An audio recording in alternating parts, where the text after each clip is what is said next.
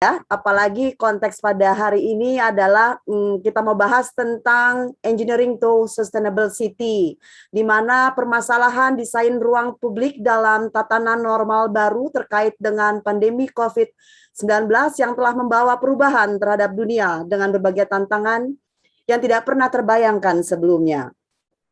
Di Indonesia sendiri COVID-19 telah terkonfirmasi lebih dari 3,2 juta orang sejak kasus pertama diumumkan pada bulan Maret 2020.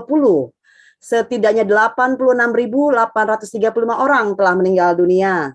Namun untuk menghambat penyebaran virus COVID ini, yang juga telah menghambat kegiatan perekonomian kita dan dampaknya terhadap tingkat kesejahteraan sosial semakin dirasakan masyarakat.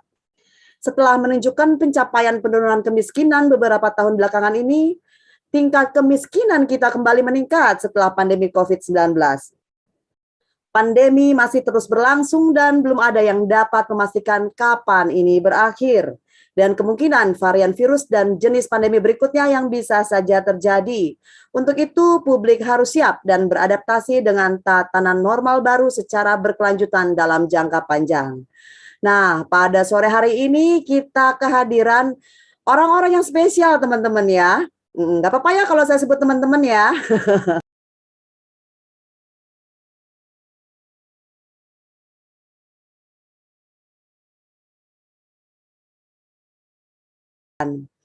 Dan pada kesempatan hari ini saya ingin mengucapkan salam dulu untuk Bapak Dr. M. Fajrul Rahman. Halo Bapak.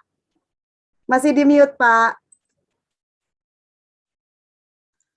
Iya, halo Bapak. Merdeka. Merdeka. Yes, saya senang sekali semangatnya Pak Fajrul.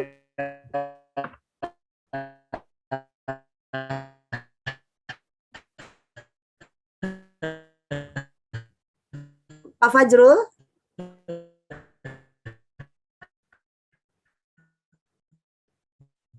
Gimana ini? Pak Fajrul bisa mendengar saya? Iya, silakan. Ya, saya dengar ya. Ya, sehat Pak. Bisa, keras sekali suaranya. Wow. Langsung saya. Ya, Bapak langsung sehat. saja. Boleh Pak, karena Alhamdulillah sehat walafiat. Alhamdulillah. Yang penting sudah 2 kali divaksin dan terus berusaha menjalankan protokol kesehatan. Yeay, betul, setuju, Terima sepakat. kasih. Ya, dan Bapak pada hari ini memang kami mengucapkan terima kasih Bapak hadir di sini dan ingin memberikan, kami ingin tahu ke depannya seperti apa Pak dari sisi Bapak sebagai juru bicara Presiden. Kami ingin tahu sebenarnya pemerintah ini akan kemana Pak dengan adanya tatanan dunia baru lah ya bahasa gaulnya ya Pak ya. Pemerintah mau kemana? Pemerintah harus mewujudkan konstitusi Undang-Undang 45.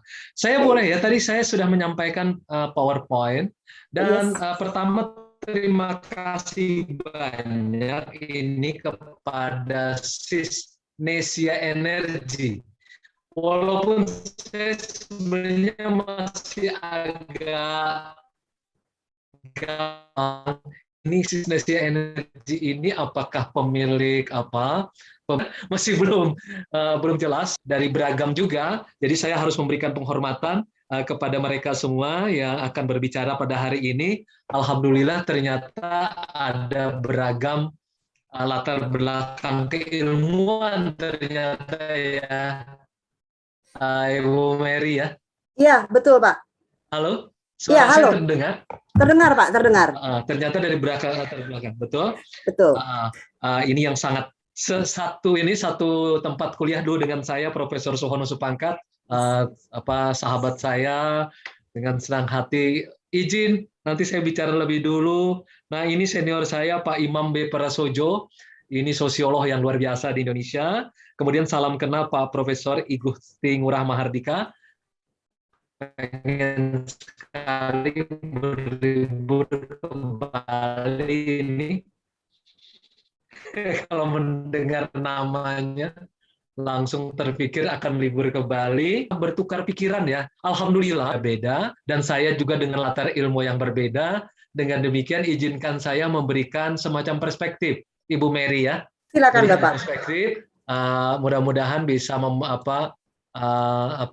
bisa menambah pengkayaan pada acara pada hari ini. Saya memberi judulnya adalah Digital vis-a-vis analog, yaitu desain ruang publik dalam tatanan normal baru yang dibawakan pada hari ini dalam acara Engineering Through Sustainable City, desain ruang publik dalam tatanan normal baru. Sebenarnya temanya mudah-mudahan tidak terlalu jauh dari apa yang saya sampaikan. Kalaupun berbeda, mudah-mudahan saya bisa memberikan perspektif apa itu normal baru, apa itu ruang publik, dan kemudian apa itu tantangan dan apa disrupsi yang terjadi dalam kondisi yang sekarang ini. Oke, berikutnya. Next page, lanjut. Ya. Operator. Merdeka. Yes. Masih suasana merah putih ya. Masih suasana merah putih. Nah, apa kondisi normal baru ini? Nah, nanti kan kalau yang soal virus dijelaskan oleh yang lain. Saya dari sisi komunikasi lebih banyak, khususnya tentang soal digital. Apa yang kami pahami sekarang menjadi normal baru adalah yaitu menjadi masyarakat digital. Tidak tertahankan lagi sekarang ini seluruh dunia sudah menjadi mengalami transformasi digital, mengalami revolusi digital, dan tiap hari sekarang hidup kita dari dunia digital. Terutama sekarang dengan adaptasi kita karena problem pandemi COVID-19. Saya dari pagi sampai malam itu kerjanya urusannya cuma aplikasi antara membeli buku, membeli makanan, dan segala macam lah urusan kantor. Kemudian sepanjang hampir 1,5 tahun ini sekitar 300 atau 350 kali mengadakan webinar, selalu bersama dengan presiden dan menteri-menteri kabinet juga mengikuti webinar. Jadi hampir semuanya dijalankan dengan memakai apa yang kita sebut sebagai transformasi digital. Nah, normal baru dalam kondisi mutakhir ini berarti adalah menjadi masyarakat digital. Nah, saya melihat ada beberapa poin yang bisa kita pegang pada hari ini. Kenapa menjadi masyarakat digital? Dan kenapa ini menjadi normal baru? Di Indonesia sekarang ada 202,6 juta orang Indonesia mengakses internet secara aktif setiap hari. 73,7%. Dan mereka menghabiskan 8 jam 52 menit per hari di depan internet. Anda bisa bayangkan 9 jam sehari. Ini mungkin salah satunya termasuk nonton drakor, drama Korea, atau juga buat anak-anak generasi Z dan pasca Z itu menonton BTS atau menjadi BTS Army atau menjadi Blackpink misalnya seperti itu. Dan yang ketiga, untuk media sosial online, mereka menghabiskan 3 jam 14 menit. Ini termasuk saya ya, bukan mereka saja nih. Dan kemudian, yang sekarang ini yang juga kita sangat khawatirkan adalah rentan terpapar pada situasi saling benci dan ujaran kebencian di dunia digital. Sehingga menumbuhkan apa yang disebut sebagai distrust society. Ini lucu kan?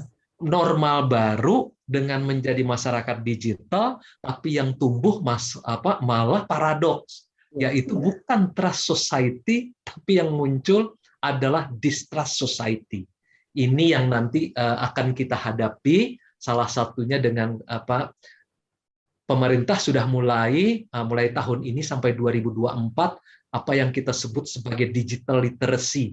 Itu mendidik 50 juta orang di Indonesia untuk digital skill, digital security, kemudian digital value, yaitu menanamkan cita-cita ideologi Pancasila ke dalam dunia digital, kemudian digital etik, yaitu etika berdigital. Karena menurut Microsoft kan Indonesia yang paling tidak beretika di dalam dunia digital. Plus 62 ya Pak? Plus 62 ya? Jangan disebut. itu ramai banget Pak, di mana-mana begitulah plus 62, dan itu sedih sekali saya Pak, jujur. Rentan terpapar situasi misinformasi dan desinformasi. Ya karena mereka umumnya ya inginnya cuma saring, tidak menyaring tapi men-sharing aja. Yes. Dan tertipu umumnya juga oleh judul-judul di online. Sehingga mudah sekali terpapar, bahkan dalam kondisi pandemi tidak percaya COVID, hanya sekedar minum minyak kayu putih, mengobati COVID tidak perlu pakai vaksinasi. Sedih sebenarnya melihatnya. Dan yang keenam adalah apa itu masyarakat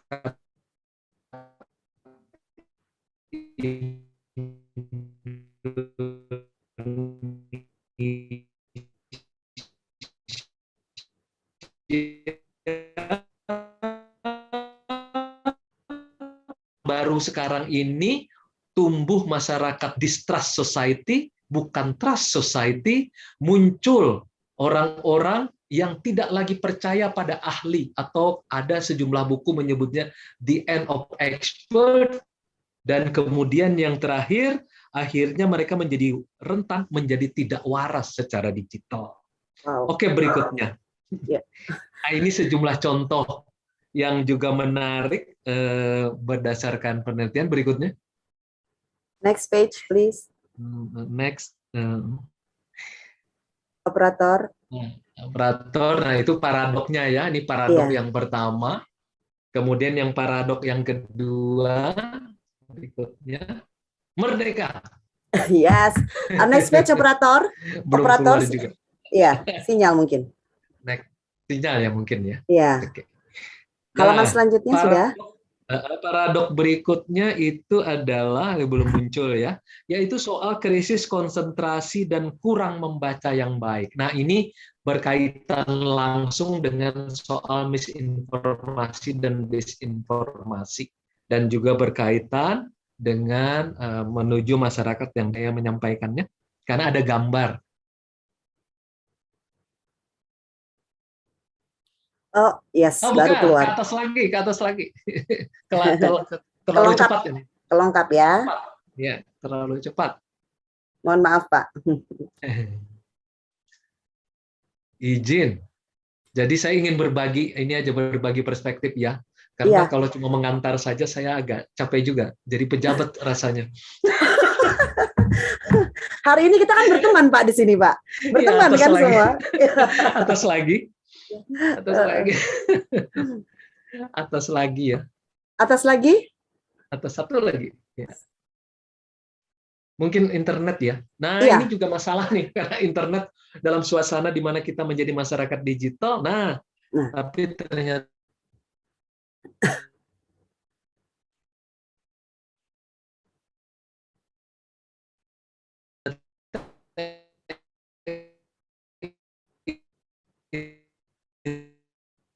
internet tidak berjalan dengan baik. Usia sekarang nih hanya mampu berkonsentrasi sangat penuh selama 8 detik saja. Bahkan di ranah digital, angka ini hanya 4 detik saja. Nah, bandingkan dengan ikan mas koki, sudah 9 detik. Manusia rupanya konsentrasi penuhnya kalah dari ikan mas koki. Bayangkan, tahun 2000 tuh konsentrasinya 12 detik, sekarang hari ini rata-rata cuma 8 detik, ikan mas koki konsentrasi penuhnya 9 detik. Nah, tantangan juga yang lain adalah kecepatan orang Indonesia membaca buku hanya 1 halaman per setengah bulan. Jadi 26 halaman saja per tahun. Bayangkan angka PISA ya, Pak? Itu angka PISA kita rendah ya, Pak ya? Iya, betul. Bayangkan buku-buku tebal miliknya Pak Imam Prasojo, ikut punyanya Pak Profesor, dan ini susah sekali dibacanya. Di titik ini juga kenapa orang terjebak hanya membaca judul kan? Kebanyakan. Betul, clickbait. Karena ya. konsentrasinya rendah dan keinginan membacanya juga rendah. Akibatnya lebih banyak sharing daripada menyaring kan? Betul. Dan kemudian tentu tantangannya adalah tidak memiliki referensi yang baik, ya tentu karena mereka malas membaca. Apalagi membaca jurnal kan internasional, capek banget tuh membacanya. Kemudian instan, tentu saja instan karena ya maunya ya sudahlah. Ini kayaknya cukup kita orang ternyata nggak usah divaksinasi, cukup minum minyak kayu putih misalnya kayak gitu. Kemudian yang ketiga, mudah terpapar misinformasi dan disinformasi. Karena tidak ada berpikir kritis. Critical thinking itu kan kita harus masuk ke dalam gagasan. Memahami gagasan harus baca buku, harus baca jurnal. Kedua, mencari apa yang kita sebut sebagai soundness of evidence, bukti gitu ya. Bukti juga kan harus membaca, harus meneliti segala macam, baca jurnal. Kemudian yang ketiga, orang lebih banyak terpapar oleh opini. Sementara faktanya dia hilangkan. Padahal fakta itu suci dan opini itu gratis. Nah, itu Ya. yang menjadi problem. Nah, jadi di dalam masyarakat digital ini ada paradoks. Kemudian yang berikutnya, apa yang disebut sebagai normal baru sekarang ini? Yaitu berikutnya itu adalah berpindahnya kondisi dari pandemi ke arah dari dua slide ini, apa yang kita sebut sebagai infodemi. Jadi informasi pandemi, kita menyebutnya begitu. Berikutnya Infodemi. di slide berikutnya. Ya, sudah. Infodemi. Ini normal baru dari pandemi yang sekarang melanda dunia, tadi disebut oleh Ibu Moderator, sekarang malah melanda ke arah infodemi. Malah orang sekarang mengatakan, nah ini hipotesa nih, karena infodemi makanya pandemi makin menjadi-jadi. Ya kan? Iya kan, karena misinformasi dan segala macam. Karena tadi katanya nggak usah divaksinasi, karena vaksin ada chip, misalnya seperti itu. COVID itu tidak ada karena itu buatan makhluk luar angkasa, misalnya seperti itu kan. Itu infodemi. Karena infodemi itu makanya pandemi makin menjadi-jadi. Nah, jadi bisa dibalik, bukan dari pandemi ke infodemi. Sekarang kondisi normal barunya adalah infodemi menjadi pandemi, ya gitu. Nah, ini ada studi ada sejumlah ahli dari MIT, ini dia mengatakan di Twitter saja itu berita palsu atau berita hoax itu lebih tinggi daripada yang benar. Informasi yang tidak akurat menyebar 6 kali lebih cepat. Jelas kan ya? Informasi yang tidak akurat menyebar 6 kali lebih cepat karena orang senang tuh. Apalagi kalau dibumbui yang disebut dengan storytelling. Kebanyakan sekarang misinformasi, disinformasi itu dibumbui dengan storytelling. Begitu ya cerita bagus banget, tapi sebenarnya dia mendeviasi pikiran kita.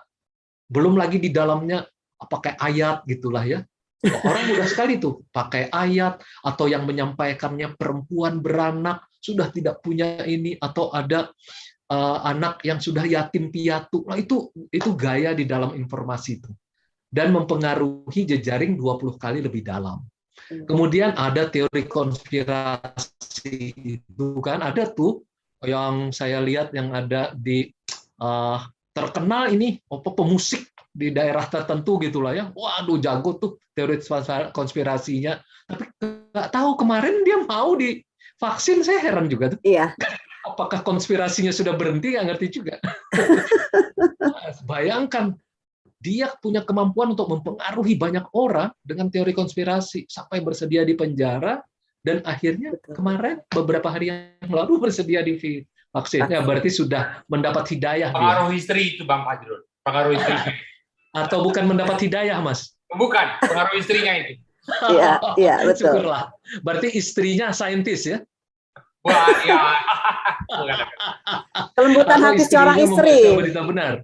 Iya, kemudian yang ketiga, 10% dari meme berupa gambar yang beredar di WhatsApp grup, ini di India nih penelitian Garimela, itu adalah misinformasi. Di Indonesia juga menurut saya, bahkan bisa lebih dari 10%. Dari pagi sampai pagi lagi, itu banyak sekali meme yang isinya tuh palsu-palsu aja, gambar-gambarnya. Ada yang misalnya kayak gini, gara-gara percaya COVID, maka dia matinya dijepit oleh bumi gitu. Ada gitu. Iya. Sampai ke seperti itu, bingung saya dibuatnya. Kemudian ada potensi besar yang menggerus kepercayaan antar komponen bangsa. Akibatnya kan saling menghantam nih. Karena masalah residu masa lalu, carry over, ditambah lagi dengan COVID, orang 2 tahun di rumah nggak ada kerjaan, saling perang, akhirnya yang muncul adalah distrust society. Sayang banget ya. Artinya dari masyarakat digital yang kita anggap bakal membantu manusia, membahagiakan manusia, malah yang muncul bukan trust society tapi yang adalah distrust society.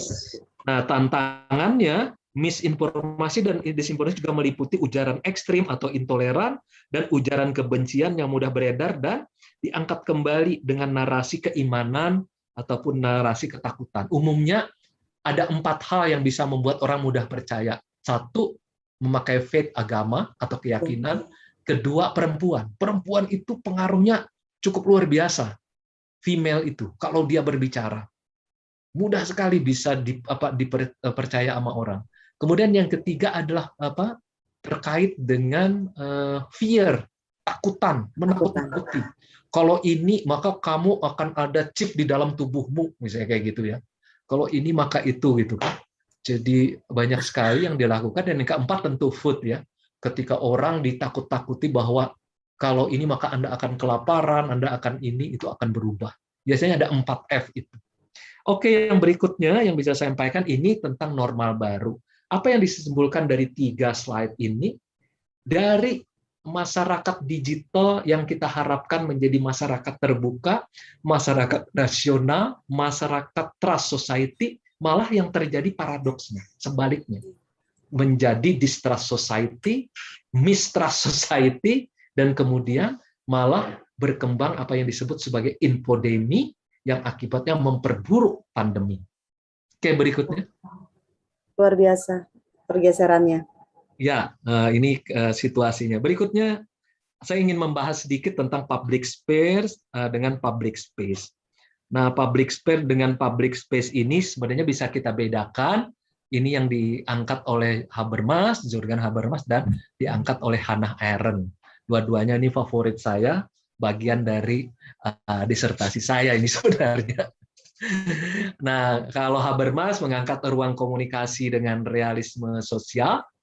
Kemudian yang kedua, Hannah Arendt lebih banyak mengangkat bahwa ruang public space, the concept of public space itu dimengerti dengan 2 makna kan seperti itu, yaitu ruang fisik, spasial, lebih material dan interaksi ide dan fisik. Nah, tapi yang menarik kedua pihak ini menunjukkan kepada kita berikutnya.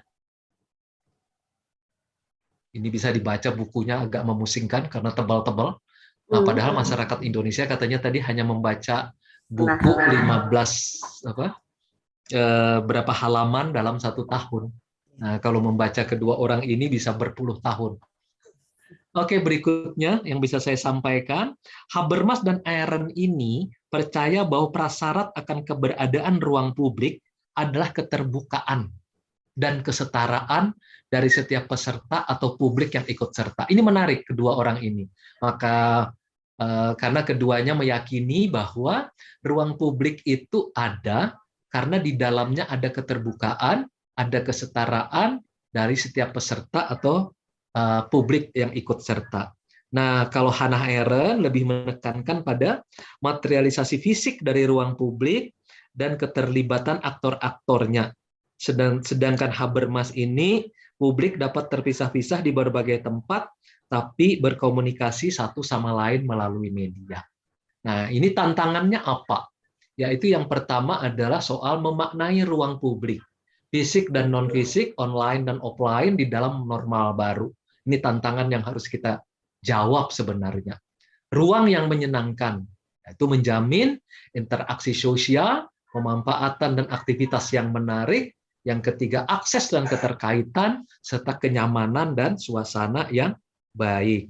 Nah, pemerintah dan publik itu memastikan bahwa ruang-ruang seperti ini bisa diakses oleh seluruh masyarakat dan mendorong partisipasi publik dalam kehidupan sosial dan bernegara. Jadi ada memang kewajiban dari pemerintah juga untuk menjawab tantangan ini. Berikutnya, apa disrupsi yang kita harus lakukan dalam kondisi ini? Ada 2 slide terakhir. Yaitu disrupsi yang pertama yang harus kita lakukan adalah waras digital. Berikutnya, waras digital. Nah, kalau pemerintah itu sekarang yang saya sampaikan di depan, dalam sampai tahun 2024 akan melakukan digital literacy untuk 50 juta orang. Dengan harapan 1 orang bisa seperti virus COVID, itu dia membuat orang kemudian positif, 5 orang dalam jaringan. Jadi diharapkan 50 juta orang itu akan menyebarkan itu ke 5 orang, jadi jumlahnya jadi 250 juta orang. Ini cara pemerintah untuk menghadapi normal baru gara-gara distrust society tadi. Nah, itu di sana akan dilatih dan gratis, sudah mulai tahun ini, yaitu tadi digital skill, digital security, digital ethic, dan digital etik dan digital values. Nah, kalau dalam gagasan saya saja, itu yang kita lakukan disrupsi ini adalah waras digital. Jadi yang kita tuju adalah kewarasan digital. Jadi insanity ya, digital insanity. Di balik digital itu ada analog. Nah, yang bertanggung jawab senantiasa sadar, ya ini manusia sebenarnya. Karena yang teknologi itu hanya alat. Karena di balik teknologi itu ada manusia dengan segala aspek dan dimensi dukungannya. Sehingga kalau tadi kita katakan bahwa ada misinformasi, ada distrust, itu semuanya sebenarnya analog, itu si manusianya. Nah, teknologi itu tidak lain hanya perpanjangan dari dunia nyata aja. Extended kan, reality. Kami menyebutnya extended reality. Nah, jadi tugas kita untuk melawannya itu, yaitu berfokus pada si manusianya ini, yaitu mendorong nilai-nilai kebangsaan dalam kehidupan nyata dan kehidupan sehari-hari ini masuk nanti dalam kategori digital values yang akan kita masukkan. Kemudian yang kedua, kita ingin mendorong digital kearifan budaya, cultural diversity. Karena budaya misalnya di Indonesia ada suku bangsa 300-an dan mereka memiliki kearifan sendiri. Misalnya dalam kasus kemarin di MPR Presiden memakai baju dari Baduy Kanekes Banten gitu ya. Itu untuk menunjukkan kan itu baju dibuat dengan cara yang mereka sendiri ditenun sendiri, kemudian hubungan mereka dengan alam juga sangat harmonis, masyarakat Baduy, terutama memang masyarakat Baduy dalam. Kalau kemarin Baduy Kanekes itu Baduy luar sebenarnya. Dan dalam kesederhanaan sampai hari ini loh. Nah, ini saya belum dapat informasi tambahan apapun. Tidak ada satupun masyarakat Baduy yang kena COVID. Nah, itu termasuk Baduy luar dan Baduy dalam. Kalau misalnya ada yang memberikan saya informasi tambahan, moga-moga bisa membantu, sampai hari ini belum ada. Jadi apakah hubungan keselarasan mereka dengan alam, dengan kearifan budaya mereka dan dengan lingkungan, ini membantu untuk menghadapi ini juga penting. Tapi jangan jadi mitos bahwa orang yang mengisolasi diri itu bakal tidak terkena, enggak juga, karena yang di rumah juga terkena, tetapi karena diserbu katanya oleh kegiatan jual beli makanan. Kemudian yang ketiga, tetap berpikir kritis ya. Tentu ada problem, berpikir, mendapatkan solusi, berpikir kritis, jelaskan ya, karena kita semuanya dari akademisi, kita selalu tahu bagaimana hubungan gagasan dan hubungan antar gagasan. Kita selalu tahu bagaimana caranya membuktikan yang namanya soundness of evidence, bukti-bukti. Kemudian kita bisa membedakan antara fakta dan opini. Ya. Betul. Kemudian yang keempat, nah ini keberlanjutan ekosistem ini penting banget. Hanya satu bumi. Sekarang kita sudah tahu 7,7 miliar ini diserang oleh satu musuh bersama, namanya COVID-19, dan kita adalah diserbu, dan kita manusia. Ini merupakan apa yang kita sebut sebagai ras lah ya, apa yang kita sebut sebagai spesies manusia. Nggak ada yang bisa, agamanya apapun kena, jabatannya apapun bisa kena, dan apapun tidak ada satupun yang kebal terhadap ini. Nah, yang berikutnya, jadi yang pertama, disrupsi pertama ini terkait dengan kewarasan digital atau digital insanity. Nah, yang bagian terakhir yaitu disrupsi yang bagian kedua yang saya bayangkan itu adalah produksi pengetahuan kolektif. Berikutnya aja, bagian terakhir, di sini menyangkut produksi pengetahuan kolektif. Nah, ini menjadi penting, kita baru tahu sekarang kalau nggak bekerja sama, nggak bergotong royong, nggak selesai nih COVID. Tidak hanya di Indonesia, tapi juga di dunia. Walaupun ini masih problem di dunia, karena mereka yang memiliki vaksin, itu ternyata lebih banyak di negara-negara G20 ataupun yang punya jaringannya. Yang miskin-miskin tetap belum dapat. Masih belum selesai, di mana di dalamnya itu ada tentang daya massa, itu mengerahkan segala potensi sumber daya manusia dimanapun, kita bagian di dalamnya. Kedua, kita harus menggerakkan ini, apa yang kita sebut sebagai kecerdasan dan kesadaran kolektif. Karena di dalamnya ya termasuk COVID, perubahan iklim, kerusakan lingkungan, tantangan misinformasi, dan segala macam, ini memerlukan kecerdasan dan kesadaran kolektif. Dan yang ketiga tentu teknologi. Sekarang orang Indonesia mungkin 3 kali 270 juta memiliki gadget. Jangan sampai hanya digunakan untuk bergibah, atau juga menonton drakor, menonton BTS, dan menonton Blackpink, tetapi lebih baik, atau menonton Ikatan Cinta gitu, lebih bagus digunakan untuk untuk kemaslahatan, kebahagiaan dan kebahagiaan manusia. Jadi kalau saya mau simpulkan bahwa walaupun memang kita tidak bisa menolak yang namanya masyarakat digital oleh karena ada transformasi dan revolusi digital, tetapi ada sisi gelapnya, the dark side-nya itu adalah tadi, yaitu adanya distrust society, dan kemudian juga berakibat pada kita menjadi bisa gontok-gontokan satu yang lain. Tetapi sebagai manusia, kita bisa melihat bahwa kita bisa mendisrupsi itu, yaitu dengan 2 titik tadi. Jadi yang pertama tentang digital insanity, yaitu kewarasan digital. Kemudian yang kedua dengan produksi pengetahuan yang sifatnya kolektif. Gotong royong, kolaboratif. Nah, ternyata ini cara menghadapinya. Mudah-mudahan inilah normal baru yang kita harapkan. Harapan kita kan COVID-19 terus bermutasi, insya Allah kecerdasan manusia harus lebih cepat lagi bermutasi untuk mengatasi semua masalah-masalah di muka bumi. Saya pikir itu yang bisa saya sampaikan. Terima kasih. Mudah-mudahan perspektif ini bisa sedikitlah menambahkan apa yang akan disampaikan oleh para pakar-pakar berikutnya. Terima kasih. Merdeka. Assalamualaikum warahmatullahi wabarakatuh. Om Swastiastu, Namo Buddhaya. Salam kebajikan. Salam merdeka.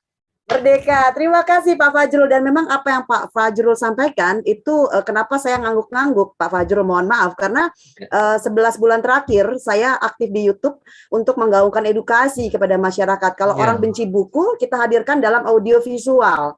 Sehingga kalau dulu dapat penyuluhan hukum BPHN itu kita harus datang ke sana, saya giring teman-teman dari BPHN Kemenkumham naik ke YouTube saya setiap Sabtu.